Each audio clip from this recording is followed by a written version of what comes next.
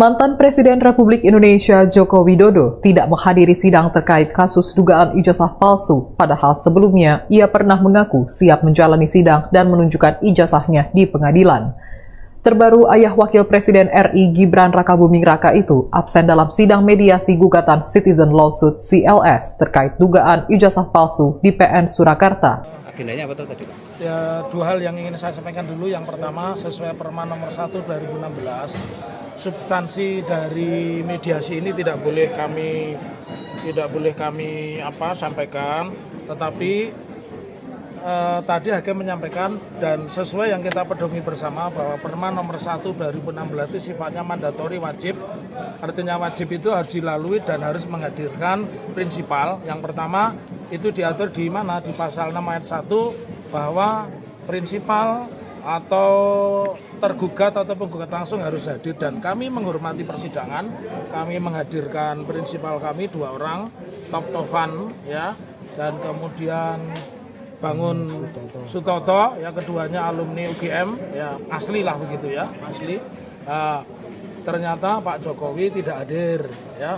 Lalu yang menarik, kami konsisten karena kami substansi dari masalah ini adalah prinsipal, supaya menghormati acara mediasi.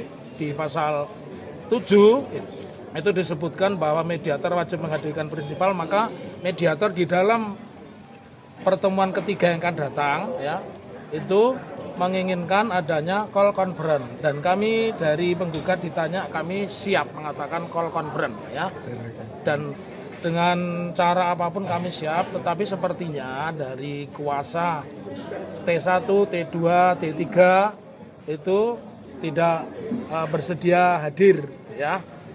Terus yang ketiga yang menarik bahwa kami tadi sudah menyampaikan resume, dan resumenya apa juga tidak boleh kami sampaikan. Begitu juga dari T1, T2 dan T3 juga sudah menyampaikan resume. Tetapi prinsip yang harus dipahami bahwa mediasi itu wajib menghadirkan prinsipal. Itu yang harus dipahami. Jadi kalau prinsipal tidak hadir ya berarti dia tidak menghormati. Karena tidak menghormati ya berarti bisa dipastikan kemungkinan besar apa yang kami inginkan tentang ijazah itu tidak akan pernah terwujud ya.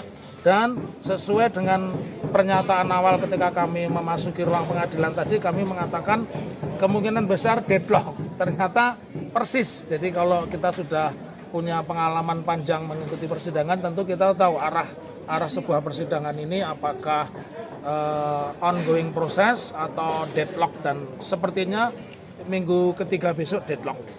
Silakan, mungkin ada. Mediasi hari ini masing-masing pihak telah menyampaikan resume yang pada pokoknya pihak penggugat meminta agar klien saya, Bapak Insinyur Haji Joko Widodo, supaya memperlihatkan ya ijazah asli, ya ijazah asli. Nah, atas tuntutan tersebut kami sudah memberikan suatu tanggapan dan sudah kami formulasikan dalam bentuk resume yang pada pokoknya satu, bahwa klien kami, Bapak Insinyur Haji Joko Widodo, pada prinsipnya secara tegas menolak atas permintaan tersebut. Alasannya apa? Yang pertama, bagi Pak Jokowi tidak ada kewajiban hukum untuk memperlihatkan apalagi menyerahkan kepada pihak yang tidak memiliki otoritas hukum, termasuk kepada masyarakat atau kepada publik. Yang pertama. Kemudian yang kedua, terkait keberadaan ijazah Pak Jokowi asli atau tidak, sebetulnya sudah terkonfirmasi adanya pernyataan sebagaimana yang disampaikan oleh Rektor UGM maupun Wakil Rektor di bidang akademik, yang pada intinya bahwa benar Pak Jokowi sebagai alumnus Fakultas Kehutanan Universitas Gadjah Mada tahun 1985 dan didukung adanya bukti akademik yang lengkap dan akurat. Kemudian yang ketiga, dengan adanya penyelidikan yang dilakukan oleh pihak Mabes Polri ya, terkait dengan keberadaan ijazah Pak Jokowi berdasarkan hasil lab forensik telah dinyatakan identik. Jadi bahasa di dalam hukum acara itu identik, ya, identik. Bahkan sampai saat ini terkait dengan adanya kasus ijazah tersebut telah ditingkatkan pada tahap penyidikan dengan terlapor 12 orang yang selama ini diberitakan, bahkan di dalam resume yang diuraikan oleh penggugat dicantumkan pula secara jelas, yakni Bapak Roy Suryo dan kawan-kawan. Kemudian alasan berikutnya bahwa Pak Jokowi ini bukan sebagai penyelenggara negara, bukan sebagai pejabat publik, Nah, oleh karena tidak ada bukan sebagai pejabat publik, akan tapi ditarik sebagai pihak di dalam gugatan CLS, maka Pak Jokowi sangat-sangat keberatan untuk memenuhi tuntutan tersebut dan tidak akan hadir dalam proses mediasi baik secara luring maupun secara daring sebagaimana yang telah kami sampaikan kepada mediator. Namun oleh pihak mediator secara formalitas tetap meminta agar mediasi bisa dilakukan sekali lagi ya, dengan harapan apabila pihak prinsipal keberatan untuk hadir secara langsung supaya bisa melalui daring atau telekonferensi. Namun untuk menghindari jangan sampai terjadi kekecewaan, pada hari Selasa yang akan datang kami sudah menyatakan sikap bahwa klien kami Bapak Insinyur Haji Joko Widodo tidak akan pernah hadir dalam proses mediasi perkara ini dengan alasan secara tegas bahwa penggugat bukan sebagai pihak yang punya otoritas hukum untuk melihat. Kalau perhatikan ini ya, kita akan melihat foto lawas dari Pak Jokowi. Karena ini ada keanehan teman-teman semua. Nggak tahu kenapa, tapi muncul saja di benak gua keanehan di sana gitu. Dari Pak Jokowi muda, mempunyai anak 3, itu foto siapa, lalu foto pernikahan dan lain sebagainya. Nah, kita urut ya teman-teman semua. Karena muncul ya banyak sekali foto-foto Pak Jokowi yang lawas gitu ya. Terutama foto yang ada di ijazah beliau gitu, yang dimana menurut pengamat gitu ya, Pak Roy Suryo, Bang Risman Sianipar itu bukanlah foto dari Pak Jokowi. Lalu kita bingung, lalu foto siapa kalau bukan foto Pak Jokowi gitu. Nah, kalau kita mengiyakan, ada nggak sih kemiripan dari foto tersebut dengan foto Pak Jokowi muda gitu? Karena banyak juga di foto Pak Jokowi muda yang terlihat dari wajahnya saja itu lonjong sekali gitu ya. Beda dengan yang di ijazah gitu. Begitupun dengan kuping, rahang, gigi. Jadi kita harus coba untuk menyelami gitu ya teman-teman semua ya. Nah, dimulai dari foto yang ini. Nah, ini kalau gua melihat ya di website ya, ini adalah foto Pak Jokowi dengan 3 anaknya, yaitu Gibran, Kahiyang dan juga Kaisang gitu ya. Nah, Gibran ini kan lahir tahun 87 ya. Kahiyang lahir di tahun 91 dan juga Kaisang di tahun 94. Jadi gapnya antara jaraknya antara Gibran dan juga Kaisang itu sekitar 7 tahun. Gibran dengan Kahiyang itu sekitar 4 tahun ya, 3-4 tahun. Nah, di sini terlihat juga Pak Jokowi yang masih muda. Nah, ada beberapa ya, walaupun mungkin gak banyak, tapi adalah yang mengatakan bahwasanya apakah benar ini foto dari Gibran Rakabuming Raka. Tapi memang kalau kita lihat sekilas ya memang iya gitu ya, dari gayanya juga yang sering mengangkat dagunya gitu. Nah, sekarang kita melihat foto yang ini teman-teman semua. Nah, di sini juga ada Pak Jokowi dan keluarga. Dari 2 foto tadi ya, yang sebelumnya dan ini, kita bisa memastikan bahwasanya memang ini foto Pak Jokowi gitu ya. Dari mulai gaya rambutnya, nggak ada kumisnya, postur tubuhnya, kupingnya, ini memang Pak Jokowi banget gitu ya. Dan di sini ada foto yang berkacamata juga, yang diduga apakah ini Gibran atau bukan gitu ya. Nah, apa jangan-jangan foto yang tadi itu ya orang ini juga gitu. Makanya di sini ada yang agak bingung gitu ya, apakah ini 1 orang atau 2 orang yang berbeda gitu. Apakah benar foto yang pertama tadi itu Kaisang, Gibran dan juga Kahiyang. Nah, ini mulailah di sini menerka-nerka kita punya otak ya. Oke, kita lanjut ke foto yang selanjutnya ya. Ini adalah foto yang pernikahannya dari Pak Jokowi sendiri gitu. Nah, di sini kita melihat perbedaan yang signifikan gitu ya teman-teman semua. Gue nggak tahu sih apakah benar ini Pak Jokowi atau bukan, tapi entah kenapa gitu perbedaan itu terlihat sangat nyata gitu ya. Perbedaan itu terlihat sangat nyata dari mulai di sini berkumis, terus menggunakan kacamata, dari postur wajahnya juga gitu. Kalau Pak Jokowi terlihat sangat lonjong gitu ya. Entah ini ya agak bulat aja gitu. Nah, dan juga kalau kita perhatikan lebih lanjut, lebih dalam gitu ya. Di sini kan yang dikatakan Ibu Iriana. Nah, kalau kita lihat di sini tingginya Ibu Iriana itu di atas kuping Pak Jokowi gitu ya. Nah, sehingga ini menjadi perbedaan juga ketika ada foto Pak Jokowi yang sekarang gitu dengan Ibu Iriana. Tapi oke lah, nanti kita akan lihat ya. Tapi kita lihat ini dulu, bahwasanya memang kalau foto yang ini terlihat seperti bukan Pak Jokowi gitu ya. Karena sangat berbeda sekali dan terlihat sekali gitu. Nah, oke, kita lanjut ke fotonya Pak Jokowi ya. Nah, teman-teman semua, kita temukan foto Pak Jokowi dengan Ibu Iriana. Ini masih muda teman-teman semua. Ini mungkin masih DKI atau masih di Solo.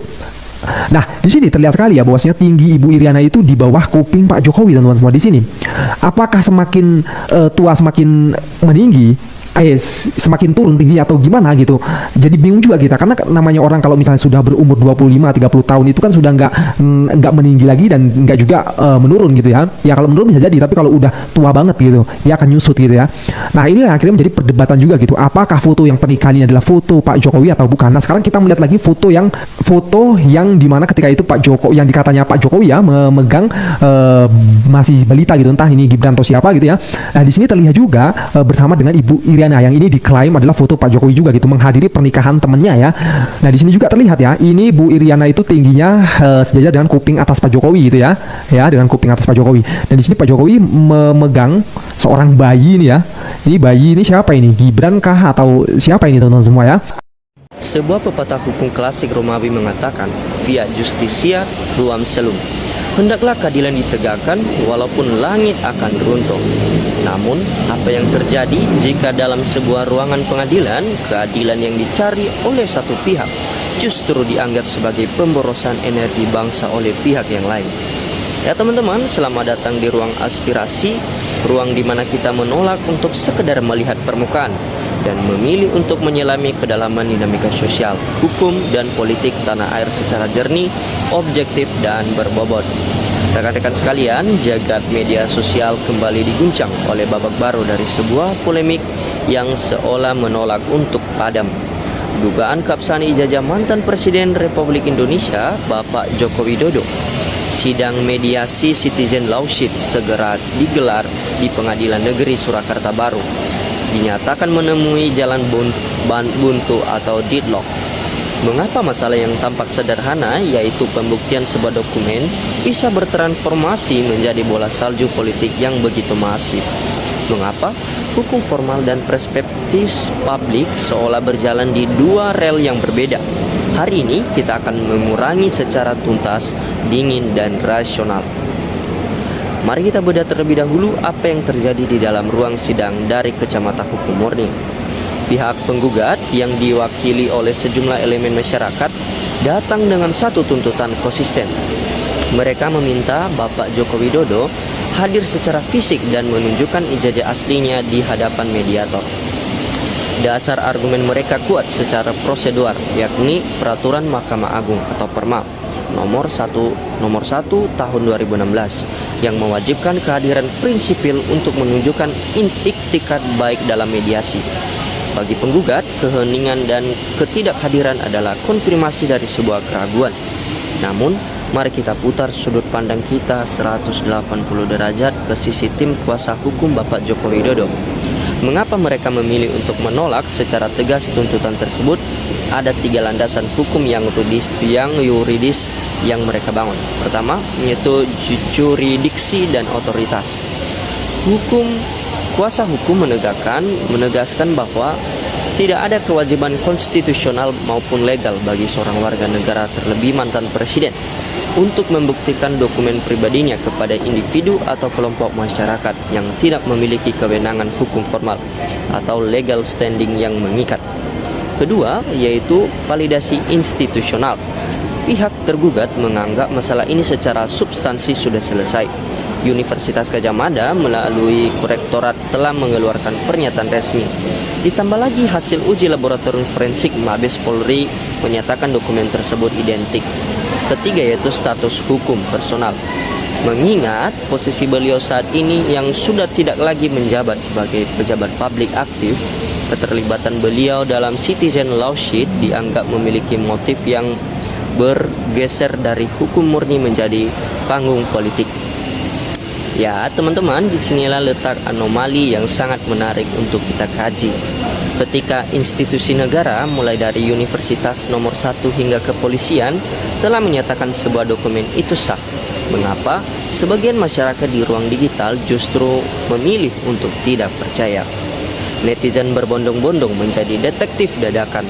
Mereka membedah foto-foto masa muda Bapak Joko Widodo, menganalisis struktur rahang, bentuk telinga, keberadaan kumis, hingga aturan penggunaan kacamata pada era 1980-an. Secara psikologi, sosial ini dinamakan confirmation bias atau bias konfirmasi, di mana masyarakat cenderung mencari, menginterpretasikan, dan mengingat informasi dengan cara yang menyelaraskan dengan kepercayaan atau hipotesis awal mereka. Ketika distrust atau rasa tidak percaya terhadap institusi sudah terlanjur mengakar, maka surat keputusan resmi pun akan dipandang sebagai konspirasi. Sebaliknya, selembar foto buram masa lalu akan dianggap sebagai kebenaran absolut. Ini adalah lampu kuning bagi komunikasi publik pemerintahan kita. Ya teman-teman, kita harus jujur melihat dampak dari polemik yang berlarut. Isu ijazah ini bukan lagi sekedar urusan personal seorang Joko Widodo. Isu ini telah menjadi distorsi sebuah kebisingan politik yang berpotensi menguras energi konsentrasi pemerintahan yang sedang berjalan. Di tengah fokus kita untuk membangun ekonomi, menjaga stabilitas geopolitik, dan menyelesaikan masalah kesejahteraan, energi bangsa ini justru terserat dalam perdebatan masa lalu yang tidak berujung. Netizen bahkan mulai menyuarakan kekhawatiran ekstrim membandingkan potensi gejolak sosial ini dengan apa yang terjadi beberapa negara berkembang lainnya jika penegak hukum dianggap tidak transparan. Rekan-rekan pembaca arah bangsa di ruang aspirasi, kita harus memahami bahwa dalam sebuah negara demokrasi, kejujuran adalah mata uang tertinggi dan transparansi adalah perlindungannya. Persoalan ini sebenarnya bisa diselesaikan dengan sangat sederhana jika ada kemauan politik untuk membuka sekat-sekat komunikasi. Namun, ketika hukum sudah dikunci oleh prosedur dan publik sudah dikunci oleh prasangka, maka yang lahir adalah kebuntuan yang melelahkan. Kita tidak boleh membiarkan bangsa ini terus-menerus tersendera oleh masa lalu. Kepastian hukum harus segera ditegakkan sejelas-jelasnya. Jika salah, katakan salah. Jika benar, katakan benar. Hakim dan jaksa harus berdiri tegak di atas benteng profesionalisme tanpa terintervensi oleh badai opini di luar sana. Hukum bisa menghasilkan keputusan, tetapi hasil keterbukaan yang bisa menghasilkan kedamaian. Sekarang, giliran Anda bersuara di ruang aspirasi. Bagaimana analisis Anda mengenai jalan buntu sidang mediasi ini? Apakah Anda melihat ini sebagai kemenangan kepastian hukum prosedural atau justru kemunduran bagi asas transparansi publik? Tulis argumen cerdas, kritis, dan beradab Anda di kolom komentar. Mari kita jaga ruang diskusi ini tetap sehat. Jangan lupa untuk menekan tombol like, share video ini ke grup diskusi Anda, dan pastikan Anda sudah subscribe channel Ruang Aspirasi agar tidak tertinggal analisis-analisis tajam berikutnya. Teman-teman, ada sedikit komentar-komentar netizen mengenai video cuplikan tadi. Ya, teman-teman, ini dari Mamam Rizky. Secepatnya hakim memutuskan jangan bertele-tele. Ini Rusyadi, penegak hukum sudah jadi tremul dan bodoh, terutama Parcok. Ini Adi Yombeng, UGM bela orang salah. Ini Eman Maulana, sudahlah aparat penegak hukum, seret Mulyono. Ini Koko Akap, kita sebagai bangsa terhormat diruksak oleh seorang Jokowi dan kroni-kroninya. Ini Sunarwo, kalau memang palsu segera diborgol dan ditahan di Jokowinya. Ini Bang Jenny, termul ban yang sudah putar arah, hahaha. Ini Joko Widodo, seret aja biar jadi bebek lumpuh. Ini Sudiono, makin molor artinya palsu. Ini Jumat mana, Nepal kan termasuk kuasa hukumnya. Ini Yahya, kalau tidak datang jemput paksa dan dijebloskan, langsung biasa pembohong sampai keturun. Ini Muhammad Baktiar, pengadilan rakyat jalannya kelaksanakan. Ini Indah Gunawan, udah tangannya bendel. Kalau sudah ketahuan palsu harus dihukum mati, tuh manusia jangan sampai lolos. Ini Omi Komisa, jelas licik, takut karena sudah menipu. Bagus, dengan negara wajib dihukum karena menipu. Ini Dung, karakter penipu sudah tak ada urat malunya. Ini Deadeo, jemput paksa seret karungin. Ini Supi Blung, ketahuan sudah palsunya, tidak pernah ditunjukkan ijazahnya. Katanya mau ditunjukkan langsung berbohong lagi ke palsu-palsunya. Ya, ini Iman Basuki, rakyat Indonesia sudah tidak bisa lagi dibohongi sama keluarga pembohong dan termul-termulnya. Ini Ismailo Hamai, pengacara Jokowi tidak profesional, Ternal Mulyono. Ini Cakri Pajoro, mana ada pencuri ngaku, dasar orang biadab. Ini Aduyu Putusti, ini perlu ketegasan penegak hukum kalau mau jujur. Ini Intaflas, semakin banyak rakyat Indonesia melakukan penelitian secara sukarela atau akan muncul RRT lain bermunculan mencari kebenaran. Ini Sandra, saya lulusan SD tentang barang bukti, kalau sudah dari mulut tidak berarti itu asli, kecuali barang bukti dari ijazah aslinya diperlihatkan ke publik tentang barang bukti sah. Ini Untoro, tunjukkan ijazah sudah tapi belum. Ini Adi Yagombeng, grup pemalsuan bela orang salah. Ini Adi Vanka, orang salah pasti takut, salam akal waras. Ini Mahma Arsyad, Jokowi si raja bohong patut masuk penjara dan bertanya wajib disita. Ini Wafom, masyarakat udah tahu palsu, tidak mantan presiden. Ini Subarhanudin, kata orang tua dulu, PKI itu berbohong wajib bagi bro. Ini Yudhistra, sampai kapanpun kebohongan itu akan gaku sendiri. Ini Hairudin, rakyat kecil menilai bahwa ijazah mantan presiden kelas 7 jelas-jelas palsu dan takut ditunjukkan di depan hakim berarti berbohong pada rakyat. Ini Freddy Yamus, RRT nggak perlu takut. Ini Zahra, sejak awal aku udah nggak percaya kalau manusia licik itu akan hadir di persidangan. Congrongnya udah gak bisa dipercaya. Ini Sabran, seandainya sampai mati pun tidak akan berani menunjukkan ijazah aslinya. Ini John 93, semua orang percaya ijazah itu palsu kecuali Termul yang mengatakan asli. Ini Wisja, apa yang akan diperlihatkan ijazahnya memang tidak ada. Ini Yantoto, jelas-jelas tidak mau hadir, kalau berani itu berarti bunuh diri. Ini Muhammad Arsyad, seandainya Jokowi punya ijazah dia sudah tunjukkan, tapi ijazahnya aspal. Ini Untoro, pembela Jokowi merah murka, kelihatan kalau bohong tunggu saja azab. Ini Ruskawa, kalau sudah jelas palsu tinggal bawa ke penjara karena sudah membohongi rakyat atau negara Indonesia. Begitupun para termulnya yang membela kebohongannya. Ini F7, hukum harus merata, jangan ada keterpijakan karena rakyat butuh keadilan dengan kebenaran. Ini Risman, negara kita negara penguasa, hukum kita adalah konyol. Ini Arif, benar-benar alergi datang ke pengadilan. Ini di Rusadi, bapak udah tua, jangan kencang-kencang menepis rakyat, ingin membuktikan ijazahnya agar permasalahannya selesai. Rakyat kecil pun kesal dengan kasus ini. Ini Neneng Rahmani, malu-malu atuh kan anaknya jadi pejabat negara, harus memberikan contoh sebagai orang negarawan. Ya teman-teman, demikianlah komentar-komentar netizen mengenai video cuplikan tadi. Jika Anda memberikan kritik lebih share lagi, silakan cantumkan dalam komentar. Salam kritis, salam akal waras. Terima kasih telah menyimak dari awal sampai akhir.